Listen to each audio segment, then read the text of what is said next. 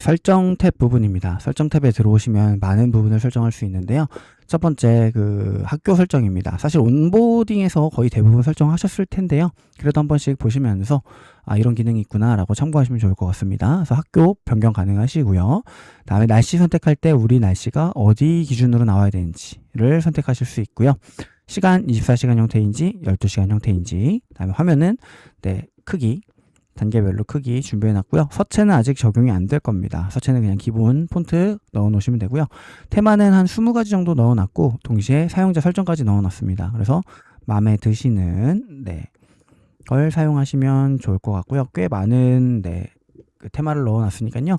마음에 드는 거 쓰시고, 만약에 난 마음에 드는 게 없다 하시면 사용자 테마에서 적당히 주 색상과 전 초록색으로 한번 해볼까요? 그 다음에 배경 색상은 노란색 바탕으로 이렇게 한번 해볼까요?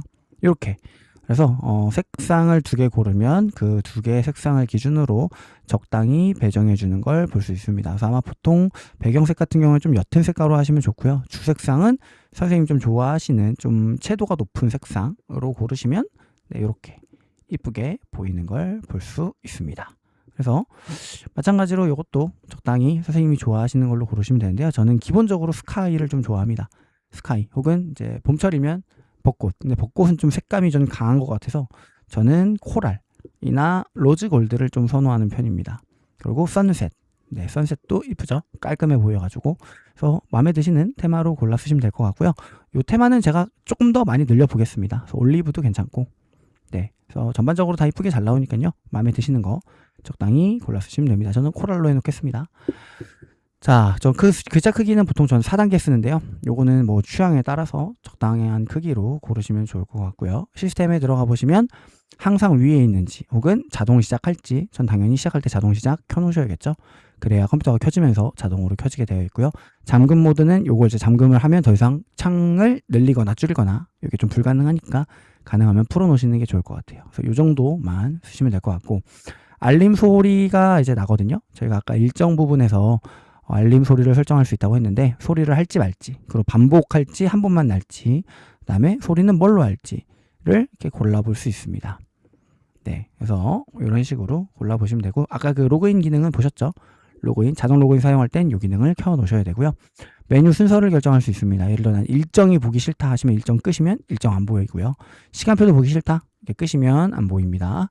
마찬가지로 순서가 나는 이렇게 위아래로 움직이고 싶다, 일정을 시간표 아래 이렇게 하면 이 2개가 바뀌는 거 보이셨죠? 난 메모가 맨 위였으면 좋겠다, 메모 맨 위에 이렇게 하시고, 기초로 돌아가고 싶다 누르시면 이게 기본 세팅입니다. 이건 제가 편한 기준으로 해놓은 거라 언제든지 선생님 편하시게 바꾸셔도 괜찮습니다.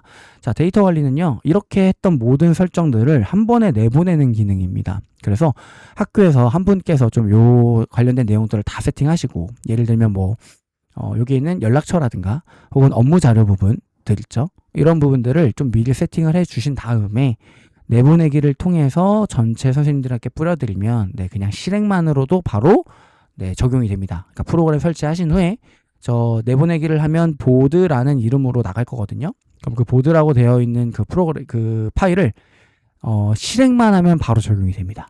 그래서 어차피 불러올 필요 없습니다. 이 불러오기 기능을 만들어 놓긴 했는데 사실 불러올 필요가 없습니다. 그냥 바로 실행하시면 자동으로 적용되는 걸 볼 수 있고요. 사실 내 데이터가 날아갈까봐 좀 걱정스럽다 하시는 분들은 백업용으로도 계속 내보내기로 백업을 하셔도 됩니다. 이땐 자, 비밀번호를 설정할 수도 있는데요. 선생님들한테 뿌릴 때는 비밀번호 없이 뿌리셔야 될 것 같고, 나는 좀 혼자 내 데이터를 백업해 놓고 싶다 하시면 비밀번호 설정을 하셔야 다른 사람들이 내 데이터에 접근을 못하게 할 수 있겠죠. 그래서 비밀번호 암호 설정도 가능합니다. 자, 이렇게 할 수 있는 게 이제 시스템 설정이었고요. 정보는 그냥 간단하게 제가 만든 프로그램에 대한 정보를 볼 수 있는 부분입니다. 여기 보시면 변경 사항 보시면 지금까지 어떤 업데이트가 이루어졌는지 간단하게 보실 수 있는 부분이 또 있고요. 이 부분 같은 경우는 사실 선생님들께서 피드백을 계속 주시는데 그 주시는 피드백 보면서 하나하나 참고해 가면서 만들고 있다는 점, 그래서 최대한 많은 피드백 부탁드리도록 하겠습니다.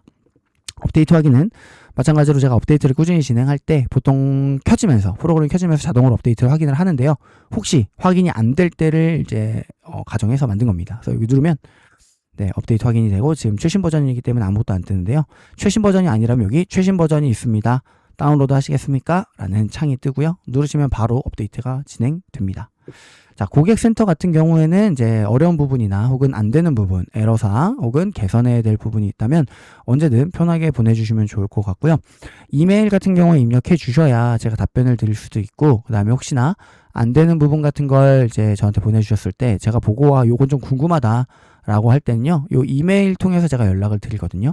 그래서 이메일은 평소 잘 확인하시는 이메일을 적어주시는 게 좋을 것 같다. 그리고 아마 지금 오늘자 로그가 없긴 할 텐데 에러가 뜨는 경우에는 로그를 남겨놓게 했거든요. 그래서 그 로그 파일까지 한 번에 첨부할 수 있도록 좀 만들어 놨기 때문에 안 되는 부분이나 혹은 필요하신 부분 있으시면 언제든지 보내주시면 좋을 것 같습니다. 제가 모든 부분을 다 만들어 드릴 수는 없지만 그래도 제가 읽어보면서 생각하지 못했던 부분들이 있다면 참고해서 만드는데 도움을 드리도록 하겠습니다. 네, 도움말은 간단하게 어떤 기능이다, 어떤 기능이다 라는 걸 설명해 놓은 부분인데요. 사용해 보시면 알겠지만 굉장히 직관적으로 만들어 놨기 때문에 딱히 설명서가 필요 없으실 겁니다. 자, 요건 뭐 그냥 저에 대한 정보 간단하게 볼 수 있는 부분이었습니다. 이렇게 구성되어 있습니다.